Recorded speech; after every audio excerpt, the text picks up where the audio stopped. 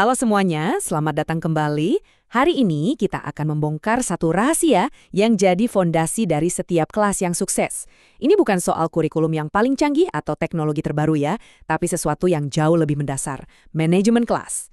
Kita akan lihat, ini bukan sekedar soal aturan dan disiplin, tapi lebih ke seni untuk menciptakan sebuah ekosistem di mana setiap murid itu bisa benar-benar berkembang. Nah, kita mulai dari pertanyaan yang paling dasar ya. Seperti yang bisa Anda lihat, apa sih fondasi dari semua pembelajaran yang efektif? Jawabannya sebenarnya sederhana, tapi dampaknya luar biasa besar dan itulah yang akan kita kupas tuntas hari ini. Sebuah kelas yang terkelola dengan baik. Inilah titik awal dari segalanya. Jadi, kenapa sih topik ini begitu krusial? Di bagian pertama ini, kita akan gali lebih dalam alasannya. Kenapa manajemen kelas itu bukan cuma skill tambahan, tapi benar-benar jadi jantung dari pengajaran yang efektif? Intinya tuh sebenarnya jelas banget. Coba deh bayangin, waktu di kelas itu seperti jam ini.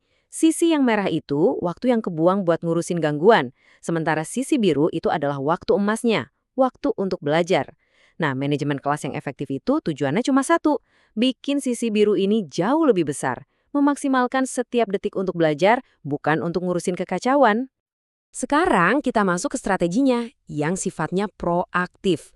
Manajemen kelas terbaik itu bukan soal jadi pemadam kebakaran yang reaktif pas ada masalah, tapi justru jadi seorang arsitek yang dari awal udah membangun fondasi yang kokoh. Tujuannya ya untuk mencegah apinya muncul sama sekali. Coba lihat deh perbedaannya. Jauh banget kan?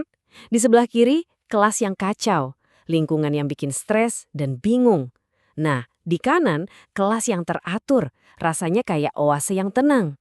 Materi kita menekankan sesuatu yang penting banget. Setiap murid itu butuh ruang personal. Ini bukan soal kemewahan loh, tapi ini kebutuhan psikologis dasar supaya mereka merasa aman dan bisa fokus. Dan ini dia cara membangunnya, praktis banget. Menurut pakar Caroline Evertson, kuncinya ada 3. Pertama, aturan yang jelas dari hari pertama. Ini ibarat rambu lalu lintas di kelas. Kedua, penataan ruang yang logis dan mendukung aktivitas. Dan ketiga, pastikan semua materi itu gampang diakses. Ini tuh sebenarnya simple, bukan rocket science. Ini tentang menghilangkan kerikil-kerikil kecil yang bisa jadi longsoran masalah nantinya. Oke, fondasi fisik udah beres. Sekarang kita beralih ke senjata guru yang paling ampuh, komunikasi.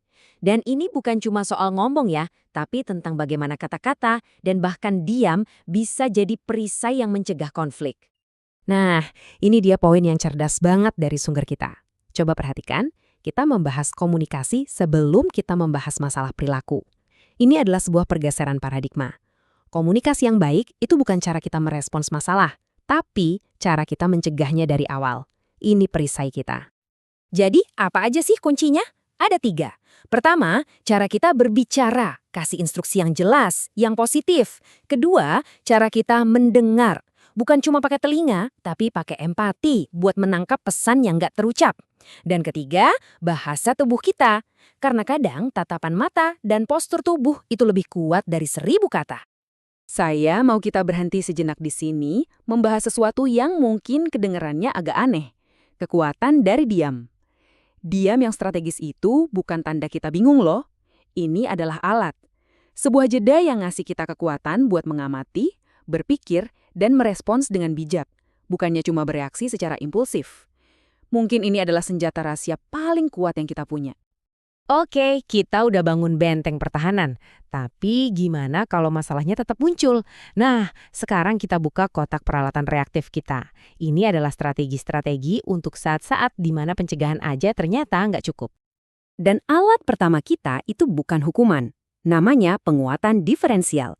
Kedengarannya mungkin agak teknis ya, tapi konsepnya gampang banget. Abaikan yang negatif, puji yang positif. Contohnya, kalau ada murid yang teriak-teriak, jangan kasih perhatian. Tapi begitu dia angkat tangan dengan tenang, langsung berikan pujian. Ini secara halus mengubah arah perilaku tanpa perlu konfrontasi.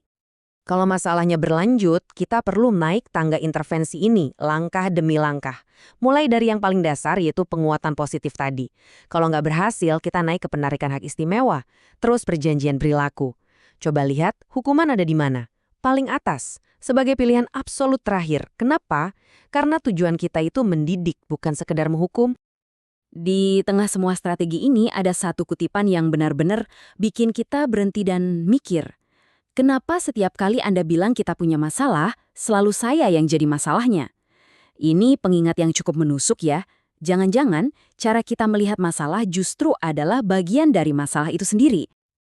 Oke, kita udah lihat banyak banget strategi. Sekarang, yuk kita mundur sebentar untuk lihat gambaran besarnya. Apa sih filosofi yang menyatukan ini semua? Apa sebenarnya inti dari pengajaran yang efektif itu? Dan ini dia intinya. Pesan paling penting dari semua ini. Manajemen kelas yang hebat itu tujuannya bukan untuk menciptakan robot-robot yang patuh.